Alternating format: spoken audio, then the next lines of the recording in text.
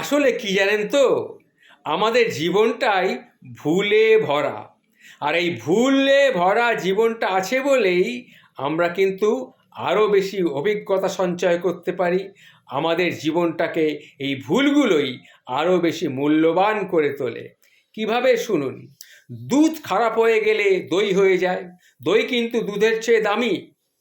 আবার সেটা যদি আরও খারাপ হয় তখন পনির হয়ে যায়। পনির কিন্তু দুধ এবং দইয়ের চেয়ে আরও বেশি অনেক দামি। আঙুর যদি খারাপ হয়ে যায়, টক হয়ে যায়, তখন সেটা ওয়াইনে রূপান্তরিত হয়, যা আঙুরের চেয়ে অনেক বেশি দামি। তাই তুমি ভুল করেছো বলে তুমি কখনো মন খারাপ করো না, কারণ ভুল হলো সেই অভিজ্ঞতা যা প্রত্যেক ব্যক্তিকে আরও বেশি মূল্যবান করে তোলে। এটাই কিন্তু আসল কথা। সুতরাং ভুল বলে কিছু নেই। ভুল থেকেই নতুন নতুন শিক্ষা আমাদের কাছে এসে পৌঁছয়।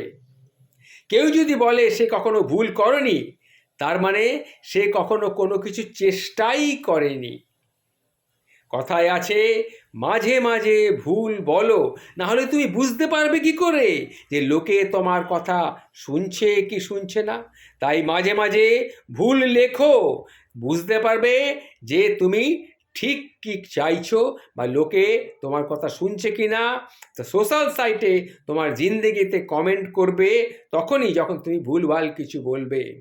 উন্নয়ন হলো একটা চেষ্টা এবং ভুলের একটা সমন্বিত প্রক্রিয়া, এটা কিন্তু মনে রাখবে।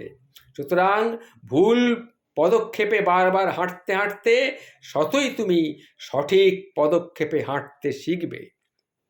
যোগ্য নেতা জন্ম নেয় না, তৈরি হয়।